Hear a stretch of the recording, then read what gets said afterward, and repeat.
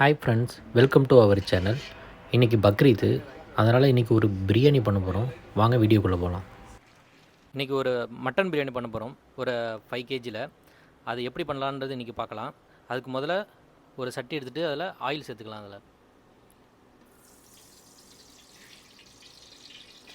நம்ம 5 kilo mutton 5 kilo அரிசி சேர்க்க போகிறோம். அதுக்கு 1 கேஜி ஆயில் சேர்த்துருக்கோம். இதில் கிலோவுக்கு 200 கிராம் கணக்கில் 5 கிலோவுக்கு 1 லிட்டர் ஆயில். எண்ணெய் சூடாகட்டும்.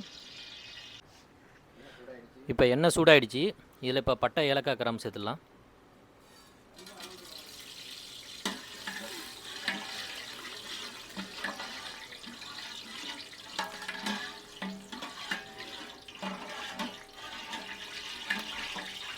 இப்போ இதில் வெங்காயத்தை ஆட் பண்ணிக்கலாம். இப்போ இதில் 2 கிலோ வெங்காயம் இப்போ ஆட் பண்ணலாம். 1 கிலோவுக்கு 400 கிராம் வெங்காயம். நம்ம மொத்தம் இப்போ 5 கிலோ ரைஸ் சேர்க்க போகிறோம். அதனால் இப்போ 2 கிலோ வெங்காயம் இப்போ ஆட் பண்ணுறோம்.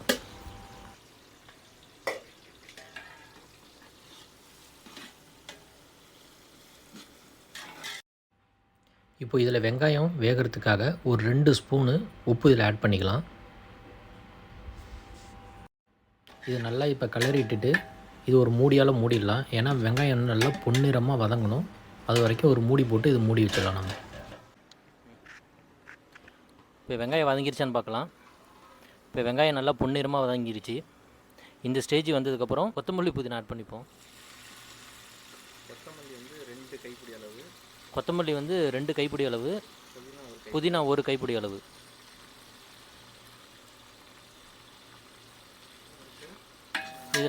இது நல்லா மிக்ஸ் பண்ணிக்கலாம். அதில்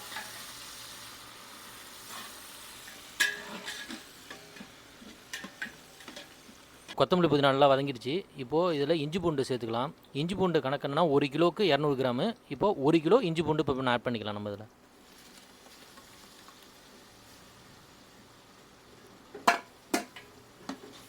இப்போ இது நல்லா வாசனை போகிற அளவுக்கு நம்ம நல்லா வதக்கி எடுத்து போகணும்.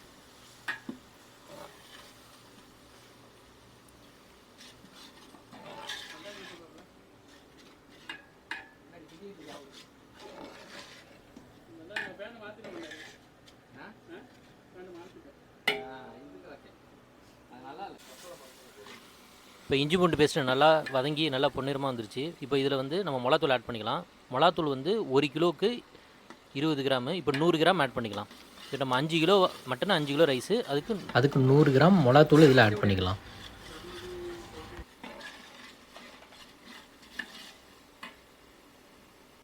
இப்போ இதில் 1 டீஸ்பூன் மஞ்சள் ஆட் பண்ணிக்கலாம். அதில்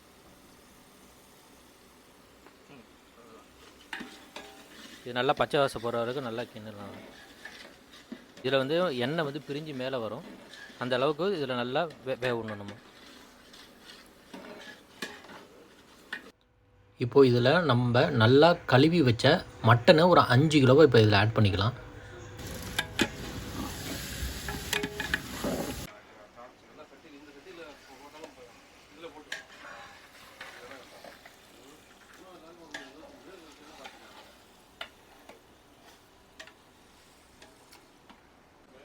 இப்போ இதில் 1 கிலோ தக்காளி ஆட் பண்ணிக்கலாம்.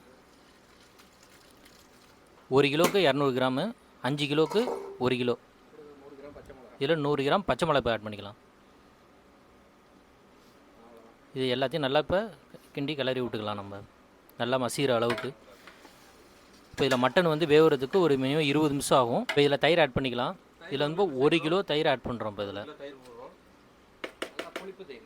நல்லா புளிப்பு தயிர், நல்லா கெட்டியான தயிர் ஆட் பண்ணிக்கணும். அப்போ தான் வந்து பிரியாணி நல்லா டேஸ்ட்டாக சூப்பராக வரும். இது எல்லாத்தையும் நல்லா போய் மிக்ஸ் பண்ணிக்கலாம். இதில் 1 கிலோவுக்கு 200 கிராமு, 5 கிலோவுக்கு 1 கிலோ தயிர். இப்போ மட்டன் வேகிறதுக்காக இதில் நம்ம தண்ணி ஆட் பண்ணிக்கலாம். இப்போ 1 லிட்டர் தண்ணி ஆட் பண்ணுறோம். அதில் இப்போ இதில் 1 லிட்டர் தண்ணி ஊற்றிருக்கோம். இதில் ஒரு 20 நிமிஷம் நல்லா கொதிக்க விடுவோம் மூடி. இது மட்டன் நல்லா வேகும். இப்போ இதில் 2 ஸ்பூனு கரம் மசாலா ஆட் பண்ணிக்கலாம். நம்ம கரம் மசாலா ஆட் பண்ணுறது நல்லா மணமாகவும் நல்லா வாசனையாகவும் இருக்கும் பிரியாணிக்கு. இது வந்து எங்கள் செஃப்போட சீக்ரெட் மசாலா. இது என்ன சீக்கிரம் மசாலா தெரியும்னா கீழே உள்ள கமெண்டில் செக்ஷனில் எங்களுக்கு மெசேஜ் பண்ணுங்கள், உங்களுக்கு நாங்கள் சொல்லிடுறோம். இப்போ கறி நல்லா வெந்துருச்சு, 20 நிமிஷம் நல்லா கொதிச்சு. இப்போ நம்ம லெமன் ஆட் பண்ணிக்கலாம் புளிப்புக்காக. நம்ம லெமன் எப்போவுமே மட்டன் வெந்ததுக்கு அப்புறம் தான் ஆட் பண்ணணும். அப்படி முன்னாடி ஆட் பண்ண அப்படின்னா மட்டன் வேகிறதுக்கு ரொம்ப டைம் எடுக்கும்.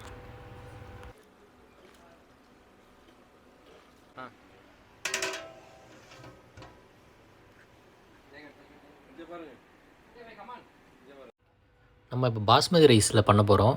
5 கிலோ ரைஸ் எடுத்து நான் கழுவி எடுத்து வச்சுருக்கேன்.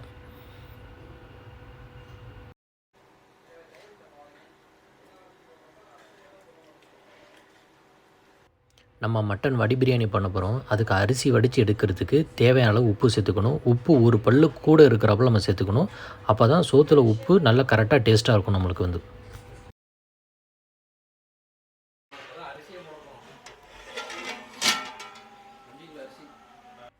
இப்போ தண்ணி கொதிச்சிருச்சு. இதில் நம்ம அரிசி ஆட் பண்ணிக்கலாம். இப்போ அரிசி எந்த டைமில் நம்ம எடுக்கணும் அப்படின்னா, இது பாஸ்மதி ரைஸ்னு ஆட் பண்ணியிருக்கேன். இது ஒரு 50% நம்ம வெந்தோன்னே இதை எடுத்துடணும். 50% எப்போ நம்ம கண்டுபிடிக்குது அப்படின்னா, ஃபஸ்ட்டு பபுள்ஸ் வந்துச்சு அப்படின்னாலே இது 50% வெந்துருச்சுன்னு அர்த்தம். அரிசி இப்போ ஆட் பண்ணிக்கலாம்ப்பா இதில்.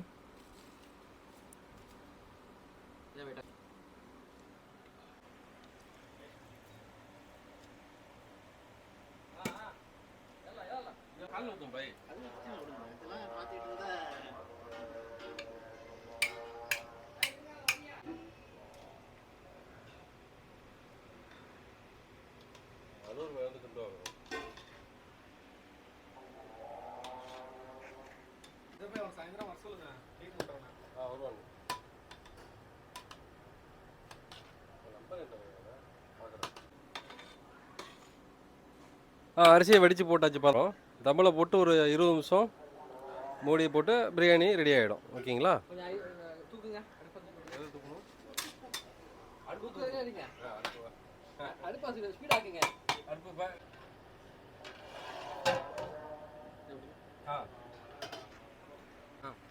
இருபது நிமிஷம் ஆச்சு. இப்போ நம்ம ஓப்பன் பண்ணி பார்த்துக்கலாம்.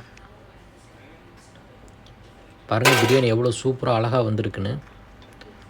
சோறு அழகாக வளர்ந்து ஒன்றுமே ஒட்டாமல் நல்லா அழகாக நல்ல கலராக சூப்பராக வந்திருக்கு பாருங்கள். பரவாயில்ல, பதமாக இருக்குது.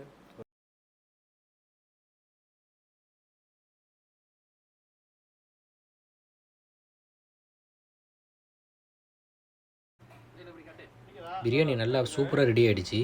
ஒன்றுக்கு ஒன்று ஒட்டாமல் நல்லா அரிசிலாம் நம்ம மலர்ந்து நல்ல டேஸ்ட்டாக நல்ல மணமாகவும் சுவையாகவும் நல்லா சூப்பராக வந்திருக்கு பாருங்கள். ஒன்றுக்கு ஒன்று ஒட்டவே இல்லை. இப்போ இதில் நெய் ஆட் பண்ணிக்கலாம். நெய் ஆப்ஷனல் தான், உங்களுக்கு வேணும்னா ஆட் பண்ணிக்கலாம்.